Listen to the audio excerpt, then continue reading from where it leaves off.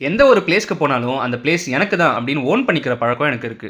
பிரம்மாண்டமான இந்த தாஜ்மஹால கூட நீங்களே ஓன் பண்ணிக்க முடியும். இந்த இண்டிபெண்டன்ஸ் டே ஹாலிடே தாஜ்மஹால பார்க்கறதுக்கு பெர்ஃபெக்ட்டான டைம். ஆகஸ்ட் 14 ஈவினிங் இல்ல நைட் சென்னையிலேருந்து ஆக்ராக்கு டிக்கெட் புக் பண்ணீங்கன்னா 16th ரீச் ஆயிடுவீங்க. ஸ்டேஷன்லேயே ஃப்ரெஷ் அப் ஆயிட்டு அங்க இருக்க க்ளோக் ரூம்ல ஒரு பேக்குக்கு ₹15 சார்ஜ் பண்ணுவாங்க. சேஃபா உங்க பேக்கை வச்சுட்டு வெளியில வந்து ஒரு ஷேர் ஆட்டோ பிடிச்சிருங்க. ஷேர் ஆட்டோக்கு ஜஸ்ட் ₹20 தான். நீங்க தாஜ்மஹால்ல வெஸ்ட் இல்லனா ஈஸ்ட் கேட்ல எங்க நின்னாலும் ஓகே தான். ஆனா 5:15க்குலாம் காலையிலேயே வந்துடணும். இந்தியன்ஸ்க்கு செப்பரேட் லைன். தாஜ்மஹால் யூசுவலா சன்ரைஸ்க்கு 30 மினிட்ஸ் முன்னாடி ஓப்பன் பண்ணுவாங்க. நீங்க கரெக்டா டைமுக்கு வந்தீங்கன்னா ஃபர்ஸ்ட் பேட்சா உள்ள போலாம்.